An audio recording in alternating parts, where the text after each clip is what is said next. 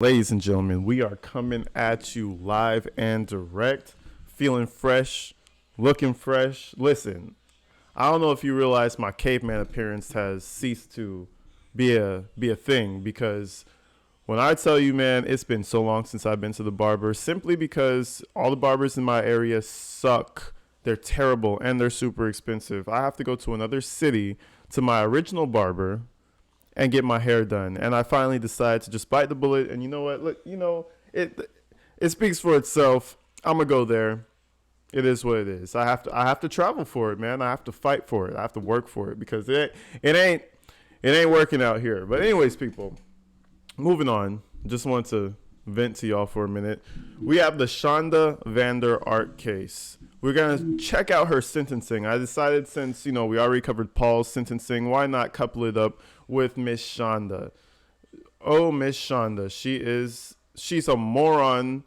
She's like a smart moron. She's good on paper. She passed the bar exam first try, huh? All that stuff. But psychologically, socially, she is an idiot. She doesn't know what she's doing. It's bad. But anyways, we're gonna go ahead and check this case out. Not the case. We're gonna go ahead and check out the sentencing. You guys let me know what you think. Yeah, we're gonna go ahead and check it out. Love you guys. Let's do it.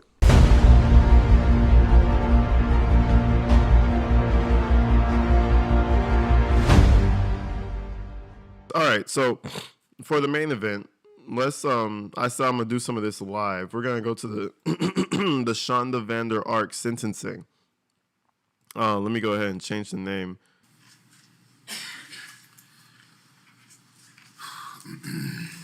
Well, first and foremost, for the individuals here to speak on Timothy's behalf, I appreciate you being here. It kind of struck me throughout the trial, who was here for Timothy. And at one point in time, I worried that we may not have anyone to give a victim impact statement. And that, to me, made me very sad, quite frankly. Horrified more than anything, but quite sad. And I'm happy that two individuals took time to be here from miles across the country. And out of the horrible situation, that makes me feel a little bit better. Not much, but a little bit better. Mr. Johnson makes the same argument today that he made at the trial, that this was just negligence. This was her not understanding what was going on. She was really trying to do the punishment.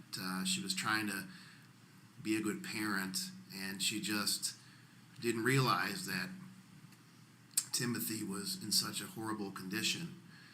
And I found myself, especially during the closing argument, quite frankly, finding myself almost believing that. And afterwards, after the trial, I sat in my car after leaving that day, trying to understand, why I could feel that way. And what I realized is that I wanted to feel that way because I didn't want to accept the reality of the situation here. Mm. And the reality of the situation here is that this person, Ms. Vander Ark, you intentionally engaged in these acts. This wasn't negligence. This is not understanding why. But exactly. No, see, this is where I was going with this situation. This isn't neglect, over parenting. No, because all those things can happen without you consciously, making an effort to do something, right? Neglect is just neglect. You neglected what I mean? Over parenting is just you went a little too hard. No, this is intentional destruction, intentional tearing down, like everything of her day consisted something to do with fundamentally tearing down the kid, like his weight, his mind, like come on now, half naked in the garage with nothing on the lower half in the cold. Like that's some crazy shit. Anyways, You intentionally did this with a goal.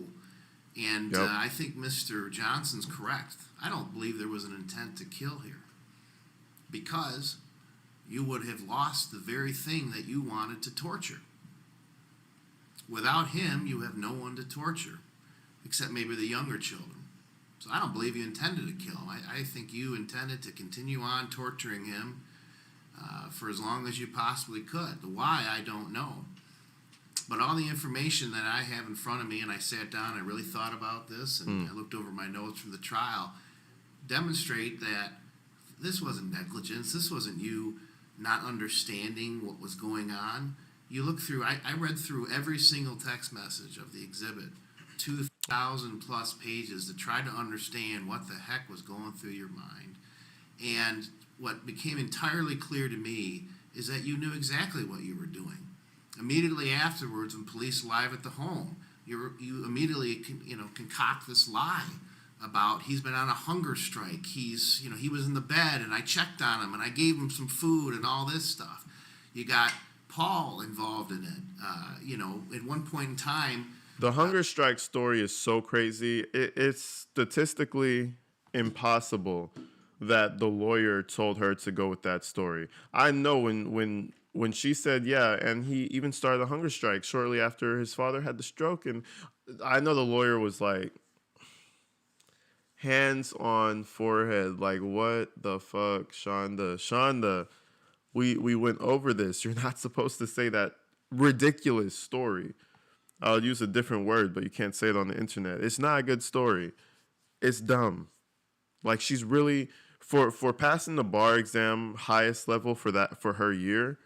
You know what I mean? For doing all this crazy smart shit, it really shows that you could be book smart and just an idiot in the world. Like, in the world, you're an idiot. You're a moron. You just know what this rule on that little piece of the textbook says. Like, yeah, nah. That was a crazy story. I ain't gonna lie.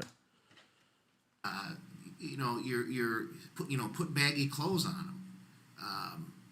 Put clothes on him to make sure I guess that he looks like he was actually wearing them, that he was hiding his poor condition, even though you already received text messages, weeks earlier of how bad he looked. You testified yourself how highly intelligent you were. In fact, that's the only thing that you testified to that I think was actually true. You were quite proud of that, boasting how intelligent you were. And not only that, but your actions in Satan hiding would this weep for this woman. Nah, Satan's rubbing his hands together. Satan is like, yeah, she about to come down here. She about to come down here when her time is up, and we about to have some fun with her. Shit. You hid him from his grandparents. You made sure that your other son, G, or little man as you call him, didn't see him. Those text messages talk about not wanting anyone to see him. I want to see him in that condition. You made sure that the garage was closed. When you sent him out there with no pants on to clean out the garage. And why with no pants? Why not just fully naked? That's like some weirdo shit. Like, he could be kind of warm. He could get some warmth. You know what I'm saying? He could get something, but take his pants off. Let him be cold down there. That shit is terrible. I don't want to believe it because I don't understand. I can't wrap my mind. I've been trying now for this entire case to wrap my mind around about how somebody could do something so horrific, not only to another human being, but to their own child. I'm a father myself. I love my kids. I love them with unconditionally. But quite frankly, there's a mother's love that I've seen that is striking. And anybody who's a parent who's married, most mothers, and not all, but most mothers have such a strong love for their children. And to see what you did to your own child, I don't know if there's a word in the English language to describe how to describe it. The only thing I can come up with is just horrific. You intentionally and systematically tortured this child. And let's call it what it is. It's torture. You tortured this child. This wasn't punishment. This wasn't trying to curb his behavior. You tortured him. You monitored him obsessively. You all the things you did. I looked through every one of the messages. Bread with hot sauce, wall sits, up and down the stairs, sleep deprivation, ice baths, making him puke up food, monitoring his bathroom time, giving him 60 seconds. It would have been awesome if he survived, because if he survived, he would have gone on that stand, and that shit would have been crazy. He would have put her below the jail system. She would have been over with. I feel like they were just a little too late with him because they're trying to recover him. That's what she was saying. They gave him a warm bath because he was cold, because it was starvation and hypothermia. So bro was actually freezing because of the ice baths, right? And then she said she gave him a warm bath. I'm not sure if that's really true, but if they had started giving them food like they were saying, like if they had actually started giving them food and like started like giving them warm baths, like say they just reverted and they're like, okay, we're going too crazy on them. Let's just give them a regular diet. They were a little too late. They were a little too late. And if he survived that little period, I feel like he would have made it. But, you know. In the bathroom if he went to urinated, or 5 minutes if he had a bowel movement. You made him sleep in the closet. You threatened to make him sleep in the garage. You put Tabasco directly in his mouth. You made him put his hands over the head. Made him work in the garage with no pants. And you know, there's two other things that didn't come out in the trial that were in the messages. One, that there was talk of blindfolding him, depriving him of his physical sight as a punishment. And the last thing that struck me is just absolutely horrific in terms of your thinking. There was mentioning of giving him salt water as a punishment. Whoa. One of the text messages talks about, hey, tell Paul or tell Tim that I'm not going to do the salt water punishment. And your reasoning for not punishing him was that, oh my God, we can't. Whoa. I don't know if you guys ever took a big gulp of some salt water, either in the sea or maybe there was some salty water laying around and you drank it thinking it was regular. That shit is terrible. Like, see, this is the thing. Simple but super effective. Where the fuck does she think about this shit? Like, that is the most simple torture format that you could think of. Like, hey, get some salt, put it in some water, and make them gulp that shit. I wouldn't think about that. That shows how sick this bitch really is. Like, fuck. Salt water that could hurt him, that could kill him. But it was because you didn't want to give him another excuse to sit down on the toilet because he'd have diarrhea. He'd have diarrhea, and so he would have an excuse to sit down for a few more minutes while he was diarrhea from salt water. That was her reasoning. Excuse. That was the reason for not giving it to him, because she doesn't want him to sit down because he would be, wow. This is what you do to a grown man to try to torture him type shit. This kid is 15. This is some shit you do to, like, you're trying to get some information the old school way from somebody who stole your kid or some shit. All right, bet, bitch, we're going to pump salt water down your throat or some crazy shit. Like, kid was 15. Yeah, kid was 15. That's crazy. Anyways, what's up, Robert Baker? How you doing? She gave him a concentration camp. Yeah, she definitely had some concentration camp vibes. Like, I don't know if she, like, shit. She was about that shit. And there's nothing about internet history. Like, she was looking up these ideas. It's just like, it was just popping out the head. She was like, ooh, this is a good one. Like, shit was just flowing. No need for the internet. We're taking this shit old school. That was your justification. Not that it would hurt him. And you did so for what? Because of some punishment. You wanted to regulate his food, even though you yourself testified that he didn't really gain a lot of weight.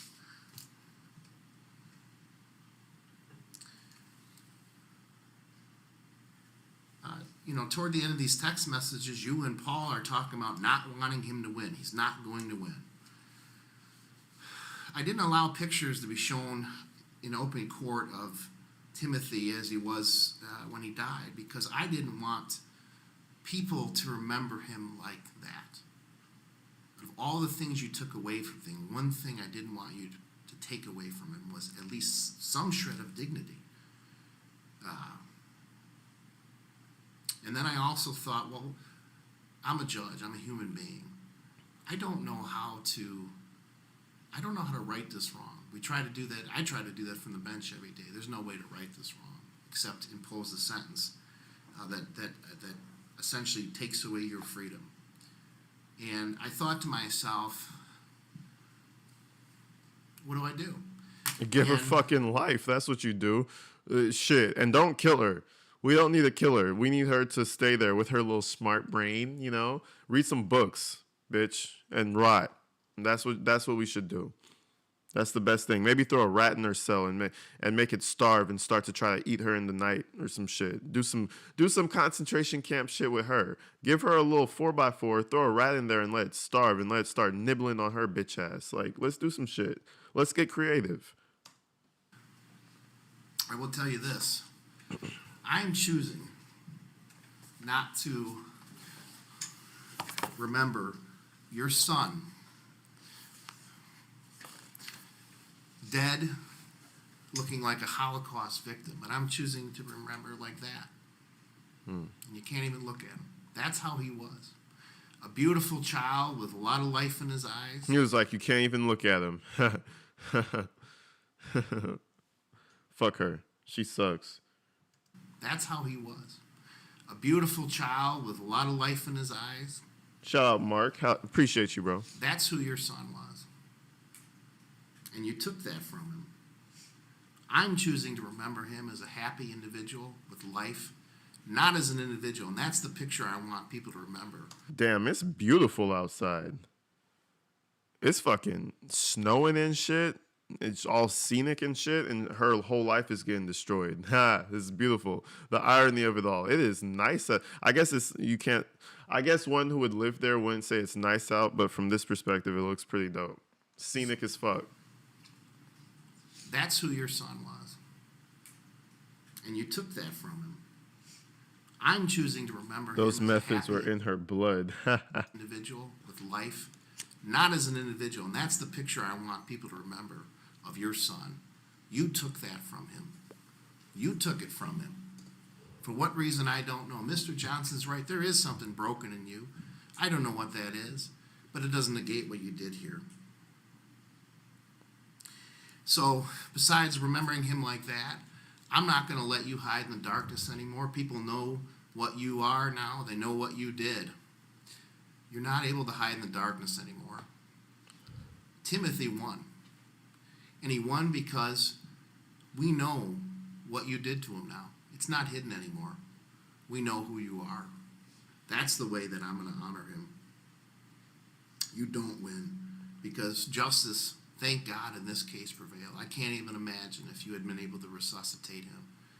He'd be still suffering.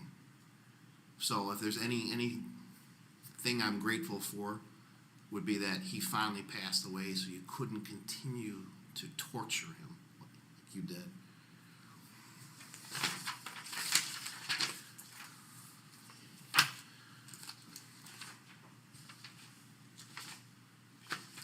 It's a sentence of the court.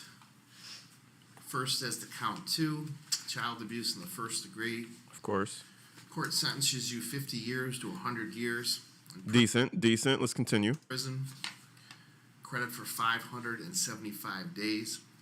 Court is exceeding guidelines in this case. The court finds that the amount of torture that I've indicated in terms of the long-term suffering that Mr. Ferguson, Timothy went through justifies on a reasonable grounds to depart from the guidelines. Oh, that ear dig was something special. The lawyer don't give a fuck about nothing no more. Used to be the standard was the guidelines. If the guidelines didn't take into consideration all the elements, What's I don't up, think they would Michael? take into consideration the amount of absolute, systematic, consistent torture that you engaged in here. I think that's enough reasons to justify departing from the guidelines. There's a $68 state cost, $130 crime victim rights assessment. As to count one,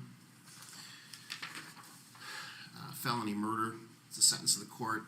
You serve a term within the Michigan Department of Corrections for the rest of your natural life without parole. I love that. I love that sentence, for the rest of your natural life. It's beautiful. Meaning, like, it don't matter if you die and come back. It's still part of your natural life. So, yeah, you stand in here forever. Your spirits are going to remain here. You know what I mean? You're going to be Shanda Vander Ark. Shanda Vander Ark, the ghost that haunted cell 150. You know what I mean? Like, yeah, bitch, you stand there forever. Fuck you talking about? Again, there's credit for 575 days that you've already served. There's a $68 state cost. The crime victim assessment fee has already been assessed, and the court is going to assess a $450 public defender fee. Ms. Vander Ark, you have a right to file an application For appeal. You have a right to file an appeal.